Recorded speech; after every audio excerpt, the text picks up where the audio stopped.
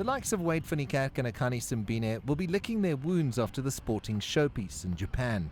They know that they gave it their all, but had to settle for places outside of the medals, and had to accept that Olympic success is often determined by the finest margins. There were a couple of big names that we expected a better performance from. Making finals was obviously the first goal. Wade being one of them, Rushwell, Cheswell in the long jump. That's that level of the Olympics though. Nothing's taken for granted. You've got to work to get to that. All of them have different or little things that they know that went wrong. And I do believe their coaches and them knows what to fix. They've been competing on the world stage and the biggest stage for a while now.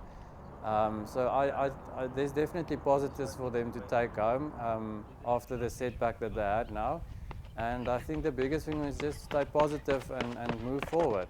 Funding of the athletics program will always spark fierce debate, especially when South Africa's $2.7 million budget is compared to the whopping $417 million budget of Great Britain.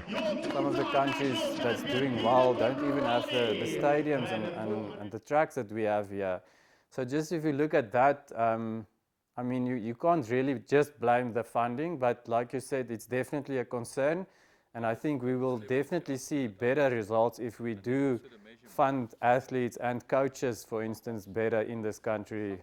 The future remains bright for South African athletics. Despite the lows in Tokyo, and with the Commonwealth Games next, followed by the World Championships and then the Paris Olympics, there are many opportunities for those athletes who missed out on medals to restore some pride in the future. I think Akani and Wade are always going to be the key stakeholders in our game. But Sean, Gift, those sort of guys that have shown great promise and run on the big stage, they're not scared of this game. They know they can perform at this level, and that's the exciting thing. Many have described the Tokyo Olympics as a disaster for the track and field athletes. But with each event comes invaluable experience. And although Simbine and van Niekerk failed to reach the heights they were expected to, they will take those painful lessons into their preparations so that next time they compete, they produce those special performances that result in a place on the top step of the podium.